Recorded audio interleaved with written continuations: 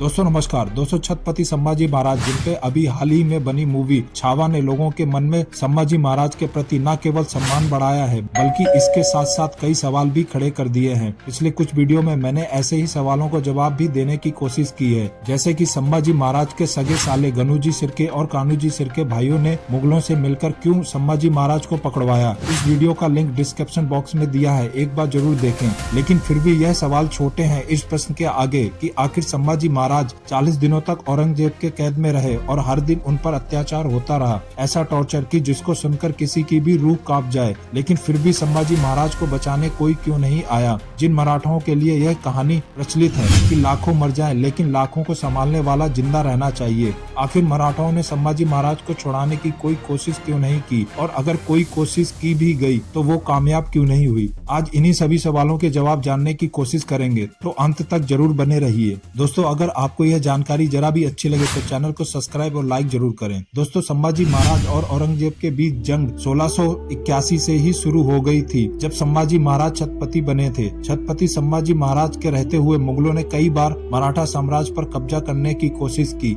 लेकिन हर बार वो विफल रहे। कोई बड़ी कामयाबी मुगलों के हाथ नहीं लगी। दोस्तों समय आता है 1687, जब संभाजी महाराज ने मुगलों को ऐसा करारा जवाब दिया कि ना चाहते हुए भी मुगलों को पीछे हटना पड़ा। मुगलों को जड़ से उखाड़ फेंकने के लिए सभी मराठा नेताओं के साथ संगमेश्वर में एक बैठक करने का ऐलान किया। लेकिन इसी बैठक के दौरान उनके सगे साले गनूजी सिरके और कान्हूजी सिरके भाइयों ने महाराज के साथ गद्दारी की और औरंगजेब से जाके मिल गए और इस बैठक की पूरी जानकारी दे दी। और एक षड्यंत्र के तहत संभाजी महाराज को फरवरी 1689 में मुकरम खान ने बंदी बना लिया। फिर लगभग 40 दिनों तक उन पर बहुत अत्याचार हुए और बाद में मार्च 1689 में उनकी बड़ी ही बेरहमी से हत्या कर दी गई। अब सवाल यह उठता है कि आखिर 40 दिनों तक जब यह सब हो रहा था तब कोई मराठा सेनापति या मराठा फौज तुलापुर क्यों नहीं पहुंच पाई, जहां पर संभाजी महाराज के साथ यह सब हो रहा था।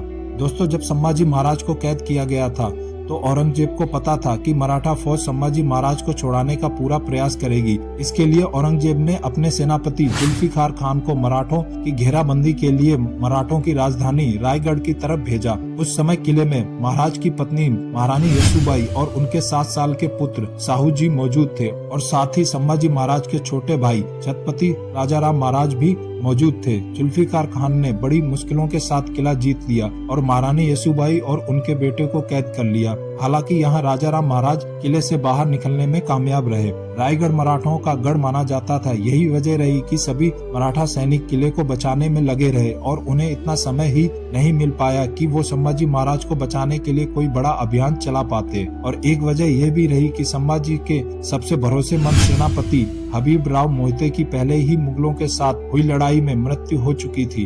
अलावा इसके मुगलों ने जगह जगह पर कड़ी मोर्चाबंदी कर रखी थी, जिसके कारण उस समय के जो तगड़े मराठा सरदार थे जैसे कि संताजी घोरपड़े, राय अप्पा महाराज और खंडूवाला जैसे सरदार, ये सभी अपने अपने मोर्चों पर मुगलों से लड़ाई करने में बिजी थे।